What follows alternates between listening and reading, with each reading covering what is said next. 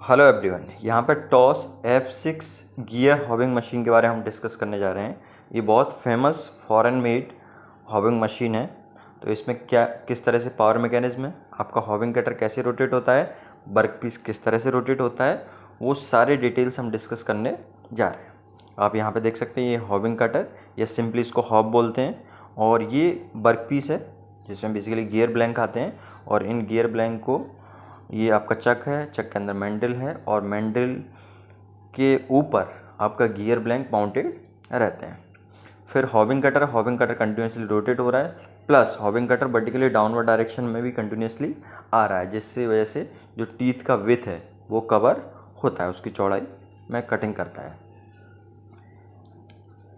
अब पावर का किस तरह से ट्रांसमिशन होता है वो मैं बताने जा रहा हूँ। हॉबिंग कटर कैसे रोटेट होगा, आपका जो वर्क पीस वाला गियर ब्लैंक है वो किस तरह से रोटेट होगा, उसकी इंडेक्सिंग कैसे की जाती है, वो सब देखेंगे। तो आप देख सकते हैं ये टेबल है और टेबल के ऊपर ये कॉलम्स माउंटेड रहते हैं।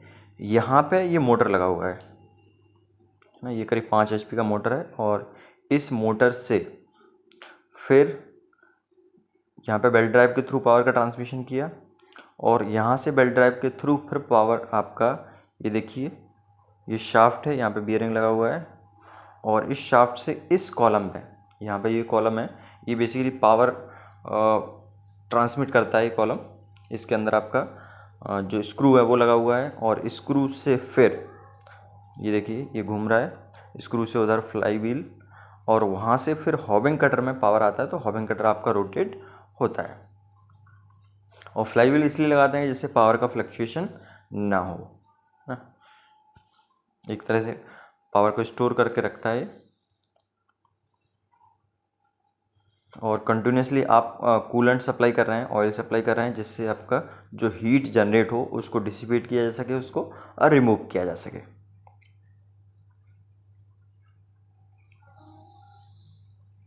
और इस तरह से ये आपका बार बार रीसर्कुलेट होता रहता है। इस ऑयल को फिल्टर करते हैं, फिल्टर करने के बाद दोबारा से इसको यूज़ किया जाता है।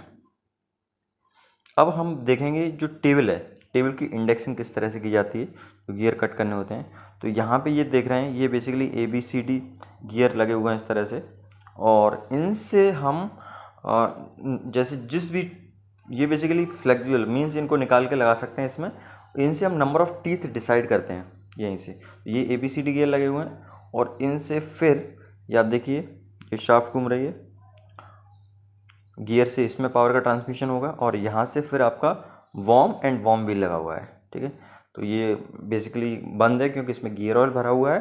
तो वॉर्म है, वॉर्म से फिर पावर का ट्रांसमिशन होगा वॉर्म व्हील में, जिससे आपका जो RPM है वो बहुत ज़्यादा रिडक्शन हो जाएगा, और फिर आपका ये रोटेट होता है। और इसमें जो रेशियो रहता है वो 24/1 का रेशियो रहता है। जो इंडिया में मशीन बनती है उनका रेशियो 12/1 का रहता है, और इस मशीन में रेशियो आपका 24 का रहता है।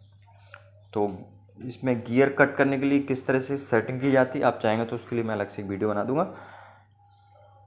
ये देखिए यहाँ पे ये वर्टिकली अप एंड डाउन जो सेटिंग करते हैं वो किस तरह से, ये देखिए अब ये बन चुका है गियर्स, इनको निकाला जा रहा है। और किस तरह से निकालते हैं आपने देखा, एक जो इस तरफ वाला कॉलम है उसका जो हेड है उसको लूज़ किया, उसको ऊपर किया, ऊपर करने के बाद आपने गियर ब्लैंक यहाँ से निकाल दिया। अब दूसरा गियर ब्लैंक इसमें लगा जाएंगे, और इसमें 3-4 गियर एक साथ आप कट कर सकते हैं। और सबसे ज़्यादा इसी मशीन का यूज़ होता है, हॉबिंग मशीन आपके गियर कटिंग के लिए यूज़ होते हैं। बाकी मिलिंग है, आपका शेपिंग है, उस पर भी गियर कट किए जा सकते हैं।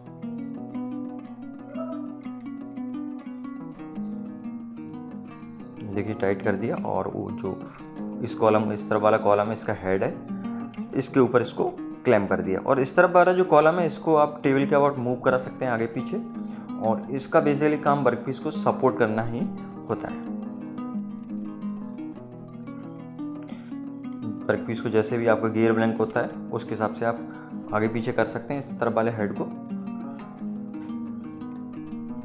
अभी कटिंग ये ऊपर से बिल्कुल स्टार्ट करता है, और स्टार्ट करते हुए नीचे की तरफ जाता है। तो इस तरह से आपका टीथ कट होते हैं, और पूरा डेप्थ एक ही बार में कट हो जाता है, जो भी आपको डेप्थ लेना होता है। तो आपने देखिए गियर ब्लैंक किस तरह से रोटेट हो रहा है, उसकी इंडेक्सिंग कैसे की जाती है। अब आप ये देखने जा रहे हो जो आपका हॉबिंग कटर है या हॉब है वो वर्टिकली अप एंड डाउन कैसे मूव होता है, तो वहाँ पे उसके लिए ये गियर बॉक्स लगा हुआ है। ये हॉबिंग कटर के लिए गियर बॉक्स है, और यहाँ से अब ये लीवर है, इस लीवर से आप उसकी स्पीड को कम ज़्यादा कर सकते हैं। डिपेंड करता है कि उसकी थिकनेस ज़्यादा है या फिर जो मटेरियल सॉफ्ट है, तो उस हिसाब से हम जो इसकी फीड है वो कम ज़्यादा रखते हैं। यानी सॉफ्ट मटेरियल होगा तो फीड ज़्यादा रखेंगे, हार्ड मटेरियल होगा तो उसको धीरे धीरे नीचे की तरफ लाएंगे। तो यहाँ से आप सेटिंग कर सकते हैं इसकी, जो हॉब को vertically up and down move करना होता है ऊपर नीचे करने के लिए। और ये जो मोटर लगी हुई है ये रैपिड के लिए लगी हुई है। आपका जो हॉबिंग कटर है उसको रैपिडली ऊपर नीचे करना होता है, तो उस केस में इस मोटर का यूज़ करते हैं। अदरवाइज़ जो फीड है, फीड के लिए तो ऑटोमेटिक सिस्टम है ही, रैपिड एकदम से आपको ऊपर नीचे करना है तो उसके लिए वो मोटर यूज़ करते हैं। अदरवाइज़ उस मोटर का कोई यूज़ नहीं है। ये लीवर्स लगे हुए हैं इनको लूज़ और टाइट करने के लिए, जिससे आपका जो हेड है वो आगे पीछे हो सके। ये क्रॉस आर्म है एक तरह से। और यहाँ पे ये गियर्स की सेटिंग है, ये ए, आप बोल सकते हैं बी, सी और ये डी। ठीक है, तो इसके हिसाब से combination A B C D का कॉम्बिनेशन लेते हैं, और उसके हिसाब से आपको जितने टीथ का गियर कट करना होता है उतने टीथ का गियर आप कट कर सकते हैं। तो आप ये कमेंट करके पूछेंगे तो मैं आपको गियर सेटिंग का वीडियो बना के दूंगा। Thank you.